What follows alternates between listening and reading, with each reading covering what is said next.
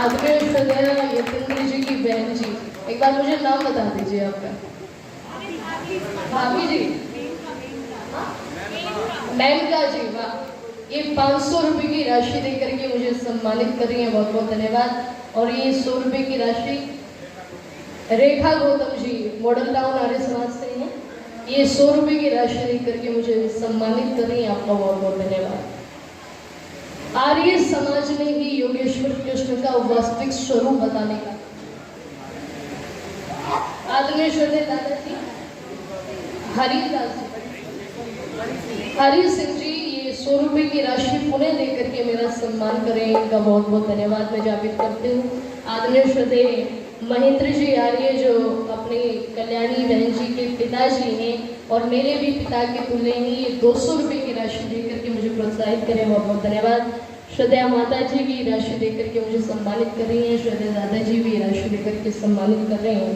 सभी का मैं सामूहिक रूप से बहुत बहुत धन्यवाद ज्ञापित करती हूँ।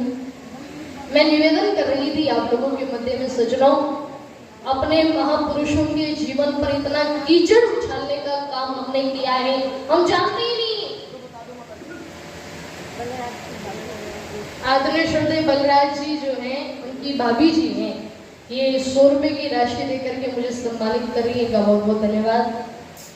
हमने कितने लालछन लगाए योगेश्वर कृष्ण पर, मनियारे का वेश बनाया, शाम की चूड़ी बेचने आया, सारा माखन खा गया, न दलाला कोई क्या बोले। मैं निवेदन कर दूं आप लोगों के मध्य में, जो कौम अपने महापुरुषों के जीवन को ही संजो करके न रख सके, वो आगे क्या कर सकती है। और कभी याद करके देखिएगा उस घटना को, जब मुसलमानों ने पुस्तक निकाली, कृष्ण तेरी गीता जलानी पड़ेगी। वो पुस्तक जब निकाली तो गांव गांव में, मोहल्ले मोहल्ले में, हर एक घर पर बांटी गई, हर एक आंगन में बांटी गई, प्रत्येक व्यक्ति के हाथ में वो पुस्तक पहुंची। लेकिन कोई भी ऐसा व्यक्ति खड़ा होकर के आवाज को बुलंद करने वाला नहीं रहा दिखा, जो योगेश्वर कृष्ण के भक्त कहने वाले थे, धर्म के ठेकेदार कहने वाले थे, उन लोगों के कानों पर जू तक नहीं रहेंगे।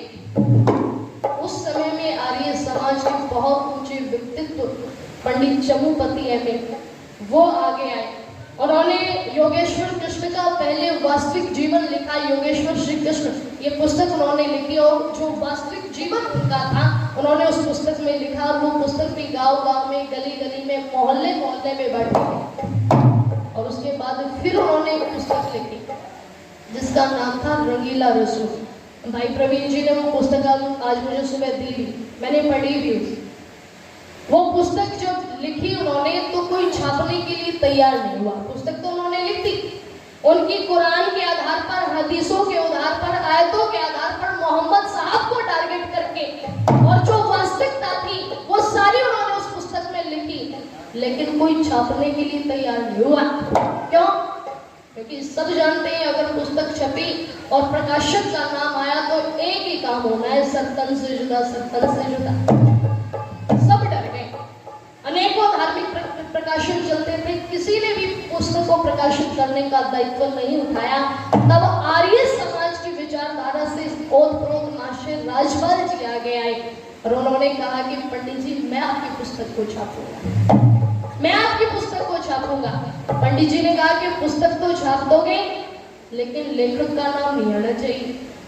कहा कि पंडित जी, मरते दम तक लेखक का नाम लिख नहीं दूंगा। वो पुस्तक छपी, पुस्तक का नाम रंगीला रसूल, और लेखक के सेशन में लिखा दूध का दूध और पानी का पानी। वो पुस्तक जब छपी तो वो भी हर एक जगह पर बांटी गई, गांव गांव में, मोहल्ले मोहल्ले में, प्रत्येक व्यक्ति के हाथ में वो पुस्तक पहुंची। और जब मौलवियों ने उस पुस्तक को पढ़ा तो सरप्राइज हुए, हैरान हो गए, ये हो क्या गया हमारे साथ में।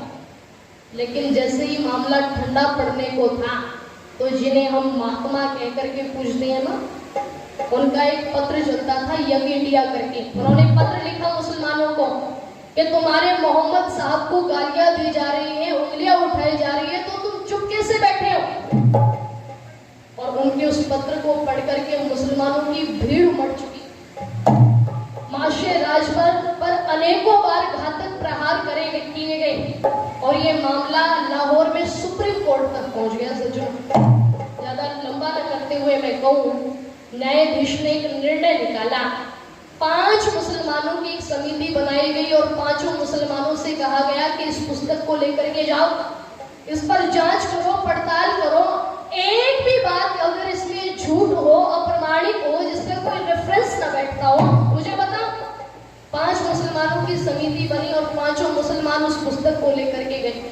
उस पुस्तक को पढ़ा गया, जांच की गई, पड़ताल की गई और 5 मुसलमानों ने इस बात को स्वीकार किया कि इस पुस्तक में एक भी बात ऐसी नहीं है जो झूठ है, एक भी बात ऐसी नहीं है जो अप्रमाणिक है, एक भी बात ऐसी नहीं है जिसका कोई रेफरेंस न बैठता हो। उन्होंने इस बात को स्वीकार किया और मानसी राजपाल को बाइज्जत बरी भी कर दिया गया। लेकिन फिर भी महात्मा जी से रुका नहीं गया। उन्होंने फिर पत्र लिखा कि अगर इस देश की कानून व्यवस्था से तुम्हें न्याय नहीं मिल रहा तो तुम कानून को अपने हाथ में ले लो। और उस पत्र को पढ़ करके मुसलमान सड़कों पर उतर आए और लाहौर के अंदर महाशय राजपाल की चाकू घोंट तोड़ करके हत्या कर दी थी। सज्जनों, मैं निवेदन कर दूं आप लोगों के मध्य में, जो अपने आप को योगेश्वर कृष्ण के भक्त कहने वाले हैं, जो अपने आप को धर्म के ठेकेदार कहने वाले हैं, उन लोगों के कानों पर जू तक नहीं रहेंगी। क्यों नहीं रहेंगी? क्योंकि वो जानते नहीं थे योगेश्वर कृष्ण के जीवन का वास्तविक स्वरूप। अगर योगेश्वर कृष्ण के जीवन को किसी ने उजागर करने का काम किया है तो वो आर्य समाज ने किया है। बस चंद पंक्तियां कहकर के अपनी वाणी को मैं भ्रमित करूं, समय हो गया मुझे लगता है।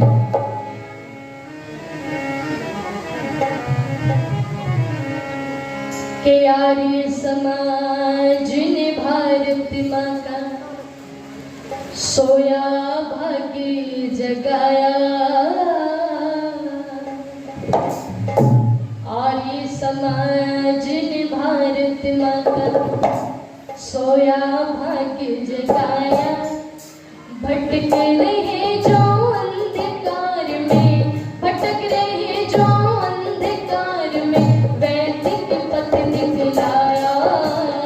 आर्य समाज ने भारत माँ का सोया भाग्य जगाया, आर्य समाज ने भारत माँ का सोया भाग्य जगाया।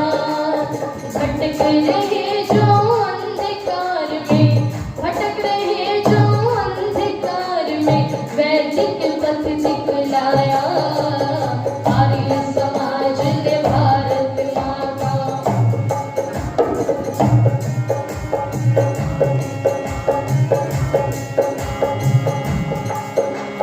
किसने ये पौधा है लगाया ऋषिवर दयानंद, किसने ये पौधा है लगाया ऋषिवर दयानंद ने। रक्त लहू से किसने सींचा स्वामी श्रद्धानंद ने, रक्त लहू से किसने सींचा स्वामी श्रद्धानंद ने।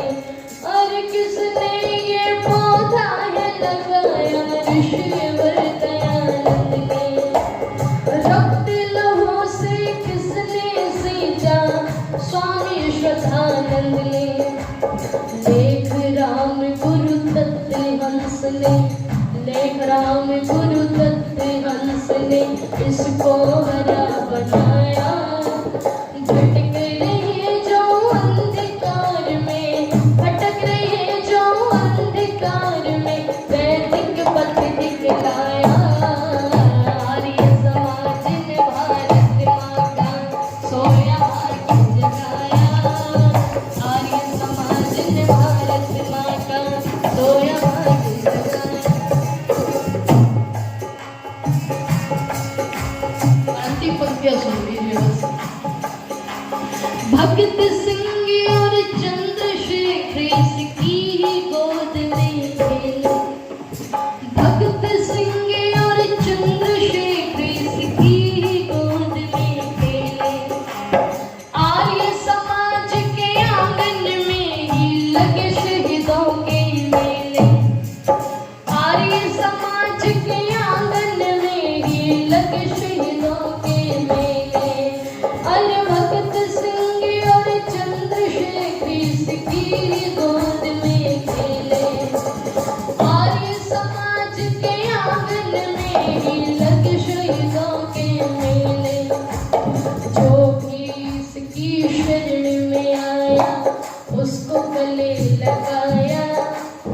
जो भी इसकी शरण में आया उसको गले लगाया। भटक रहे जो अंधकार में, भटक रहे जो अंधकार में, वैदिक पथ दिखलाया। आर्य समाज ने भारत माँ का सोया भाग्य जगाया। आर्य समाज ने भारत माँ का सोया भाग्य जगाया। आर्य समाज ने भारत माँ का सोया भाग्य जगाया। आर्य समाज ने भारत माँ का सोया भाग्य जगाया।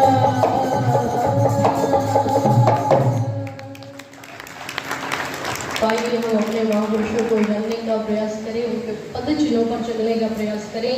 इन्हीं शब्दों के साथ आप सभी का बहुत बहुत धन्यवाद। जिन्होंने भी राशि देकर के मुझे प्रोत्साहित किया, सभी का सामूहिक रूप से बहुत बहुत धन्यवाद। इन्हीं शब्दों के साथ की ओर से छोटी बहन तनु आर्य ने बड़े ही सुंदर भजनों के साथ और बिल्कुल सरल शब्दों के साथ हमारा अनुसरण किया। जोरदार तालियां बजाकर बहन का अभिनंदन करें, जोरदार तालियां बजाकर। धन्यवाद बहन तनु आर्य जी।